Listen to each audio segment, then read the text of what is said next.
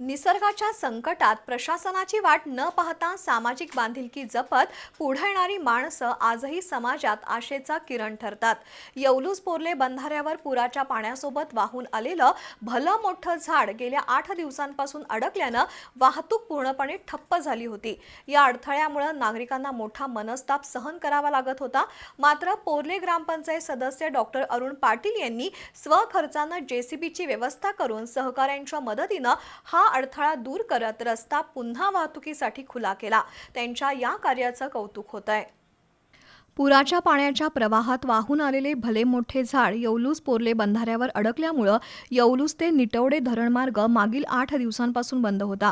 या मार्गावरून ये-जा करणाऱ्या शेतकरी, विद्यार्थी, कामगार आणि नागरिकांना मोठा वळसा घालून प्रवास करावा लागत होता। नागरिकांची गैरसोय लक्षात घेत पोर्ले ग्रामपंचायत सदस्य डॉक्टर अरुण पाटील यांनी कोणतीही वाट न पाहता स्वखर्चाने जेसीबीची व्यवस्था केली। कटर मशीनच्या सहाय्याने पुलावर अडकलेल्या विशाल झाडाचे तुकडे करण्यात आले आणि जेसीबीच्या मदतीने ते सुरक्षितपणे बाजूला करण्यात आले। यावेळी पुलावर साचलेला चिखल, दगडगोटे आणि इतर कचरा देखील हटवून रस्ता स्वच्छ करण्यात आला। त्यामुळे अनेक दिवसांपासून बंद असलेला मार्ग पुन्हा वाहतुकीसाठी खुला झाला आणि परिसरातील नागरिकांनी सुटकेचा निश्वास टाकला।